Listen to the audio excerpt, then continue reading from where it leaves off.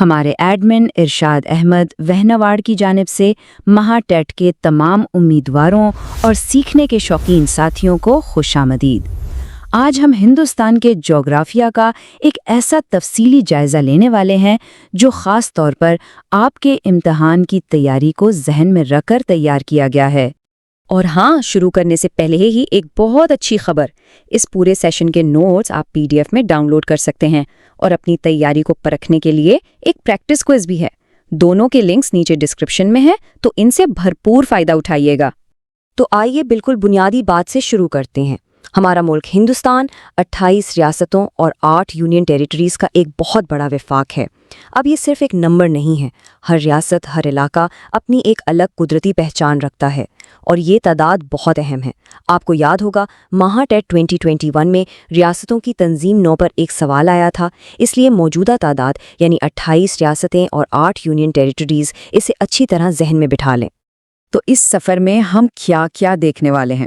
ہم ملک کے قدرتی وسائل کو سمجھیں گے، اس کی زراعت جو ہماری معیشت کی ریڑھ کی ہڈی ہے اس کو جانیں گے، پھر ہم قدرتی خزانوں کے تحفظ پر بات کریں گے، اور آخر میں آج کے سب سے بڑے چیلنجز یعنی ماحولیاتی مسائل کو بھی دیکھیں گے۔ تو چلیں گہرائی میں اترتے ہیں۔ ہمارا پہلا پڑاؤ ہے ہندوستان کا دریائی نظام، جو سچ میں اس پورے برصغیر کی لائف لائنز یعنی زندگی کی لکیریں ہیں۔ یہ صرف پانی کے دھارے نہیں ہیں بلکہ تہذیبوں کے گہوارے ہیں۔ یہاں آپ ہندوستان کے کچھ بڑے دریاؤں کا پیمانہ دیکھ سکتے ہیں۔ ذرا ان کی لمبائی دیکھیے، ہزاروں کلومیٹر۔ یہ دریا کروڑوں لوگوں کو پینے کا پانی دیتے ہیں، کھیتوں کو سیراب کرتے ہیں اور روزگار فراہم کرتے ہیں۔ سچ پوچھے تو ان کے بغیر زندگی کا تصور بھی نہیں کیا جا سکتا۔ اچھا، اب آپ سب کے لیے امتحان کی طرز کا ایک سوال۔ بتائیے، ان بڑے دریاؤں میں سے کون سا دریا ہے جسے تبت میں سانکپو کہتے؟ یہ سوال TET کے امتحان میں اکثر آتا ہے۔ اپنا جواب نیچے کمنٹس میں ضرور لکھیے گا۔ دیکھتے ہیں کس کی تیاری سب سے اچھی چل رہی ہے۔ دریاؤں سے بات قدرتی طور پر زراعت کی طرف جاتی ہے۔ آخر یہی دریا تو ہیں جو ہماری زمینوں کو زندگی بخشتے ہیں۔ تو آئیے دیکھتے ہیں کہ ہندوستان میں فصلوں کی پیداوار کتنی متنوع اور دلچسپ ہے۔ ہندوستانی زراعت بنیادی طور پر 2 بڑے موسموں پر چلتی ہے، ربیع اور خریف۔ اسے یاد رکھنے کا ایک آسان طریقہ ہے۔ ربیع عربی لفظ بہار سے نکلا ہے، یعنی یہ سردیوں میں بوئی جاتی ہے اور بہار میں کاٹی جاتی ہے، جبکہ خریف کا مطلب ہے خزاں، جب یہ مانسون کی فصل تیار ہوتی ہے۔ بس یہی موسمی تقسیم ہندوستان کی زراعت کی پوری کہانی ہے۔ فصلوں کو ان کے مقصد کے حساب سے بھی بانٹا جاتا ہے۔ ایک ہیں غذائی فصلیں یعنی فوڈ کراپس جو ہم اور آپ کھاتے ہیں، دوسری ہیں نقدی فصلیں یعنی کیش کراپس جنہیں بیچ کر پیسہ کمایا جاتا ہے، یہ معیشت کو چلاتی ہیں۔ اور سنیے، مہا ٹیٹ کے ایک پچھلے پیپر میں سیدھا سوال تھا کہ ان میں سے کون سی ایک نقدی فصل ہے۔ آپشنز تھے گندم، چاول، مکئی اور کپاس۔ تو اس سلائیڈ کو دیکھ کر آپ فوراً بتا سکتے ہیں کہ صحیح جواب ہے کپاس۔ اگر اس معلومات سے آپ کی تیاری میں واقعی مدد مل رہی ہے تو ایک سیکنڈ نکال کر اس ویڈیو کو لائک کریں، اپنے دوستوں کے ساتھ شیئر کریں، اور ہاں، مزید ایسے ہی معلوماتی مواد کے لیے ارشاد وہنواڑ چینل کو سبسکرائب کرنا بالکل نہ بھولیں۔ اور ہاں، امتحان کے زبان والے حصے کی تیاری کرنے والوں کے لیے ایک اور اچھی خبر، گرامر پر ہماری ایک مکمل پلے لسٹ موجود ہے اور اس کا لنک بھی نیچے ڈسکرپشن میں دیا گیا ہے، اسے بھی ضرور چیک کیجیے گا۔ تو کھیتوں اور فصلوں سے نکل کر اب ہم اپنا رخ کرتے ہیں جنگلوں اور قدرتی پناہ گاہوں کی طرف، جہاں ہندوستان کی حیرت انگیز جنگلی حیات اور حیاتیاتی تنوع یعنی بائیو ڈائیورسٹی کو سنبھال کر رکھا گیا ہے۔ یہ ایک اور بہت اہم سوال ہے جو امتحانات میں بار بار دہرایا جاتا ہے۔ کیا کوئی اندازہ لگا سکتا ہے کہ تازہ ترین ڈیٹا کے مطابق ہندوستان میں کل کتنے نیشنل پارکس ہیں؟ جی ہاں، صحیح جواب ہے 104۔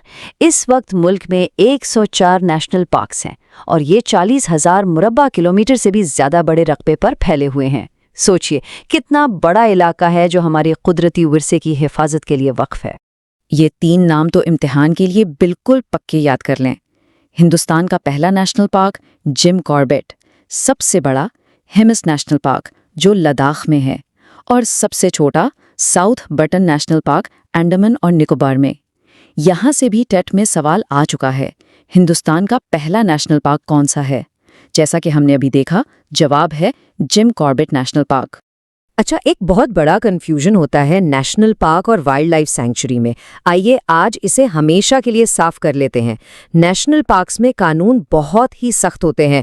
वहाँ किसी भी किस्म की इंसानी सरगर्मी जैसे जानवर चराना या लकड़ियाँ जमा करना बिल्कुल मना है, जबकि वाइल्ड लाइफ सैंक्चुरीज में कुछ हद तक महदूद सरगर्मियों की इजाज़त दी जा सकती है। और अब हम आते हैं अपने आखिरी और शायद आज के दौर के सबसे बड़े चैलेंज पर, माहौलियाती आलूदगी। ये दरअसल तरक्की और माहौलियात की सेहत के बीच एक मुसलसल कशमकश है। एक मुख्तलिफ संजीदा आवाज़।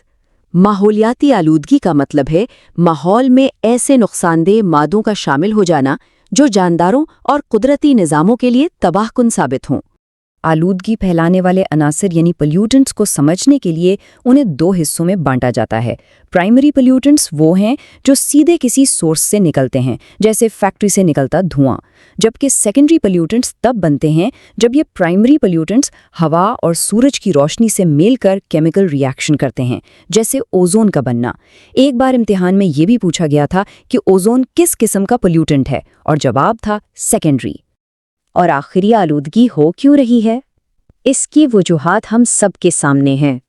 तेजी से बढ़ती सनतें, फैलते शहर, बेतहाशा कटते जंगल और ईंधन का बहुत ज़्यादा इस्तेमाल, ये सब मिलकर हमारे माहौल पर एक बहुत बड़ा बोझ डाल रहे हैं। और याद रखिए, ये सिर्फ माहौल का मसला नहीं है, ये बराहे रास्त हमारी अपनी सेहत का मसला है। आलूदगी की वजह से सांस की बीमारियां, दिल के अमराज और पानी से फैलने वाले इन्फेक्शन बहुत आम हो चुके हैं। इसलिए ये मौजू सिर्फ इम्तिहान के लिए नहीं, हमारी ज़िंदगी के लिए भी बहुत अहम है। तो आखिर में हम सब के सोचने के लिए एक बहुत बड़ा सवाल है। जैसे जैसे हिंदुस्तान तरक्की की राह पर आगे बढ़ रहा है, वो अपने अनमोल कुदरती खजानों की हिफाजत और अपनी आवाम की तरक्की की ज़रूरियात के बीच में एक नाजुक तवाज़ुन कैसे कायम कर सकता है, इस पर सोचना हम सब के लिए बेहद ज़रूरी है। देखने के लिए आप सबका बहुत बहुत शुक्रिया। अपनी तैयारी को और भी पक्का करने के लिए डिस्क्रिप्शन में मौजूद PDF नोट्स और क्विज का इस्तेमाल ज़रूर करें। हम जल्द ही एक नए दिलचस्प मौजू के साथ हाजिर होंगे। तब तक के लिए हमारे चैनल को सब्सक्राइब करना